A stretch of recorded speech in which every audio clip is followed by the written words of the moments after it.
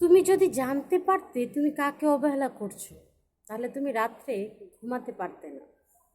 কারণ ভালো তো তোমাকে অনেকেই বাসে, কিন্তু আমার মতো কেউ তোমাকে ভালোবাসে না।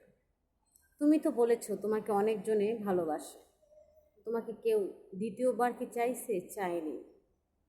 তারা পরবর্তী তোমাকে দ্বিতীয়বার চাইবেও না। কারণ আমি তোমাকে যেভাবে ভালোবাসি সেভাবে তোমাকে ওরা ভালোবাসে না।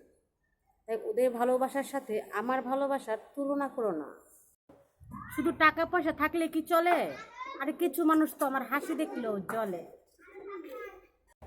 বাবার আদরের সন্তান, যাকে শিক্ষিত করতে গিয়ে বাবার টাকার হিসাব করলো না, আর সেই ছেলে বাবার ওষুধ খরচ দিতে হিসাব করে।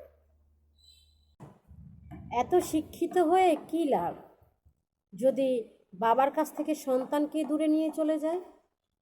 মায়ের আদরের সন্তান, যার জন্য জীবনটাই শেষ হয়ে গেল মায়ের, সেই সন্তান মায়ের মৃত্যুবার্ষিকী মনে রাখে না, কিন্তু বইয়ের ম্যারেজ ডে মনে রাখে।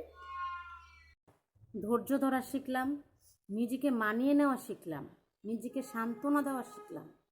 শুধু পারলাম না মিথ্যা অভিনয় করে মানুষের মন জোগাইতে। তোমার শূন্যতা কাউকে কাঁদাবে না।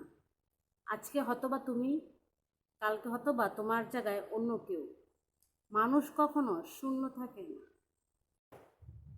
আস্তাগফিরুল্লাহ অতীতের জন্য, আলহামদুলিল্লাহ বর্তমানের জন্য, ইনশাআল্লাহ ভবিষ্যতের জন্য। ভাবতেই তো খুব অবাক লাগে, যেই সব ছেলেরা হাসতে হাসতে সিগারেট খায়, সেগুলো একদিন কাশতে কাশতে মারা যাবে।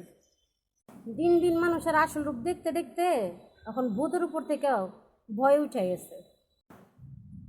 চারপাশে শুধু লয়াল মানুষ, শুধু আমার মতো চিটার বাটপার দেখাই যায় না।